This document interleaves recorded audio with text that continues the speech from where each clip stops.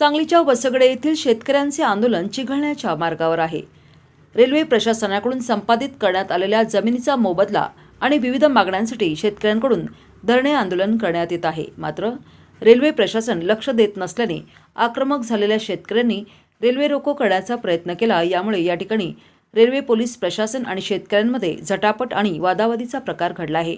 आक्रमक झालेल्या शेतकऱ्यांनी रेल्वे रुळावर धाव घेण्याचा प्रयत्न केला, मात्र रेल्वे पोलीस प्रशासनाकडून या शेतकऱ्यांना अडवण्याचा प्रयत्न झालाय। त्यामुळे या ठिकाणी शेतकरी आणि रेल्वे पोलिसांच्यामध्ये झटापटीचा प्रकार घडला आहे। दरम्यान या घटनेनंतर पलूसचे प्रांताधिकारी यांनी घटनास्थळी धाव घेतली होती। प्रशासनाकडून देखील शेतकऱ्यांशी चर्चा करण्यात आली, मात्र रेल्वे प्रशासनाकडून आश्वासन दिल्याशिवाय माघार नाही अशी भूमिका शेतकऱ्यांनी घेतली आहे।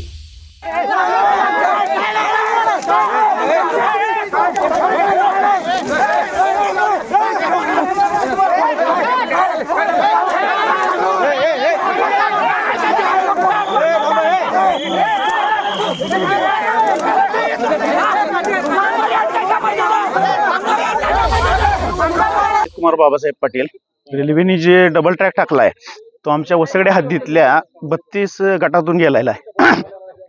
माझी वैयक्तिक 19 गुंठ्यात अतिक्रमण झाले। 2018 पासून 300 गुंठे रेल्वेनं अतिक्रमण केलं। ज्यावेळेला रेल्वेला जमीन घ्यायची त्यावेळेला 100 गुंठे सोडून 200 गुंठे अतिरिक्त वापरले। 2018 पासून आम्ही झगडतोय, तर याचा आम्हाला मोबदला मिळालेला नाही। जो दुसरा ट्रॅक झाला तिथं शेतकऱ्यांच्या पूर्वीपासून रस्ता होता, तो रस्ता मोडून शेतकऱ्यांना 18 पासून वाहतुकीचा अडथळा निर्माण केला आहे। आज तो रस्त्याचं काम अपूर्ण आहे। 200 गुंठे शेतीवर अतिक्रमण झाले। रेल्वे प्रशासन ह्याच्यात बाबतीत कुठलीही कारवाई करायला तयार नाही। आज ह्याच्यावरनं 2 वर्ष झालं रेल्वे धावते, रेल्वेचं उत्पन्न चालू आहे, पण आमच्या मागण्याकडनं मात्र दुर्लक्ष झालेलं आहे।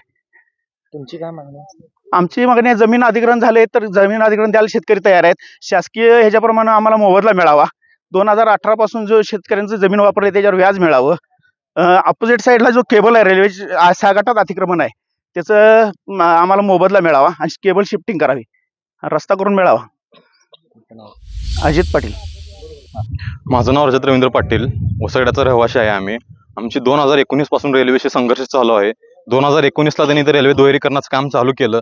त्यावेळी त्यांना आम्ही अडवणूक केल्यावर त्यांनी म्हणले की आमची जमीन आहे, आमची बळकावून जमीन त्यांनी घेतली। ती बळकावून जमीन घेतल्यानंतर आम्ही कलेक्टर साहेबांना भेटून मोजणी झाल्या 2 गटांच्या, त्यात अतिक्रमण दिसून आलं। कलेक्टर साहेबांनी परत सांगितलं की पूर्ण वसगडे गावाची जमीन आधी मोजणी करा म्हणून। त्या मोजणीमध्ये 8 एकरचं रेल्वे विभागाचं अतिक्रमण दिसून आलं, तरी सुद्धा रेल्वे प्रशासन जमीन घेण्यास तयार नव्हते। त्यानंतर मग आम्ही इथं आमच्या हद्दीत बसल्यानंतर महाराष्ट्र एक्सप्रेस 5 तास थांबले गेले। त्यावेळी मग विभाग आयुक्त पुणे येथे मीटिंग झाली।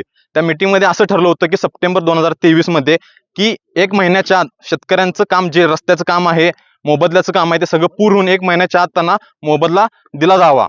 विभागीय आयुक्तांनी सुद्धा, सौरभराव साहेब त्यावेळी आयुक्त होते, त्यांनी सुद्धा म्हणलं माझ्या 25 वर्षातल्या कारकिर्दीमधली की पहिली केस आहे की लँड ॲक्विजिशन न करता रेल्वेने काम पूर्ण केलेलं आहे आणि आता लँड ॲक्विजिशन करण्यास त्यांनी लवकर तयार नाहीत। त्यावेळी 1 महिन्यामध्ये सांगितलं होतं, ते 1 महिना होऊन गेला। त्यानंतर 2 महिन्यानंतर आम्ही जलसमाधी आंदोलन केलं वसगडे बंधारा येथे। जलसमाधीमध्ये 15 दिवस बसल्यानंतर आमच्यातले आमदार विश्वजित कदम साहेब आणि त्यावेळेचे खासदार संजय काका पाटील यांनी मध्यस्थी करून त्यावेळी रेल्वे राज्यमंत्री रावसाहेब दानवे साहेबांसोबत मीटिंग झाली। त्या मीटिंगमध्ये मुंबईला असं ठरलं की 2 महिन्यामध्ये त्यावेळी सगळ्यांना पैसे अदा केले जावेत। ते 2 महिने होऊन सुद्धा आता 12 महिने होत आले, तरी सुद्धा अजून आम्हाला शेतकऱ्यांना 1 रुपया मिळाला नाही। 15 सप्टेंबरला आम्ही वंदे भारत चालवणार, त्यावेळी आम्ही निवेदन दिलं की आम्ही आमच्या जमिनीतून वंदे भारतला जाऊन देणार नाही। त्यावेळी तात्काळ मग रविवारी सुट्टी दिवशी मीटिंग झाली। त्या मीटिंगमध्ये ठरलं की 1 महिन्याच्या आतमध्ये सगळी प्रोसेस पूर्ण करून शेतकऱ्यांना पैसे दिले जाईल। त्यांना म्हणलं साहेब आम्ही तोंडावर इलेक्शन आली तरी सुद्धा आम्ही एक त्यांचं डिपार्टमेंट वेगळं करून त्याला प्रोसेस करून सगळं हे केलं जाईल। 15 सप्टेंबर ते 15 ऑक्टोबर मुदत संपली। 15 ऑक्टोबर नंतर आज 15 डिसेंबर आली, अजून शेतकऱ्यांना 1 रुपया मिळाला नाही। त्यावेळी आंदोलन करणार म्हणून मुरमाचं थोडं काम, रस्त्याचं काम चालू केलं। 2-3 डंपर टाकले गेले, पण परत काम बंद केलं गेलं। ते अजून काम बंद आहे। आता ही वस्तुस्थिती आहे, ही बघा, एवढे मोठे ड्रेनेज काढून ठेवले, पण इथं मुरुम रस्ता नीट केला नाही।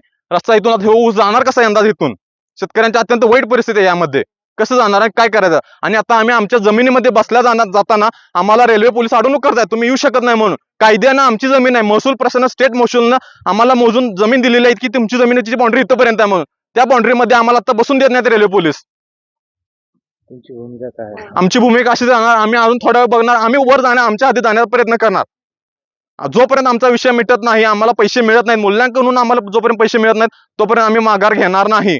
त्यात आम्हाला काय वाटेल देऊन, आम्हाला अटक केली, अटक करून टाकलं तर तिथं आम्ही जामीन करून घेणार नाही। अमरण उपोषण आम्ही तिथं कुठं बसवतील आम्हाला तिथं चालू करणार। जीव गेला तरी चालेल, पण आम्ही आता मागे सरकणार नाही. कारण 4 वर्ष झालं आम्ही सगळे शेतकरी सहन करलोय. ह्या वयस्कर महिला आहेत, ह्यांची परिस्थिती अत्यंत वाईट आहे. ह्या महिलांचा एक मुलगा अपंग आहे आणि त्या दोघंच आहेत. त्यांचं पोट चालत नाही आता. अक्षरशः अशी परिस्थिती शेतकऱ्यांची येऊन पडलेली आहे. तरी सुद्धा प्रशासनाला काही गांभीर्य नाही आहे याचं. लेक लाडकी बहीण योजना करतात, पण ह्या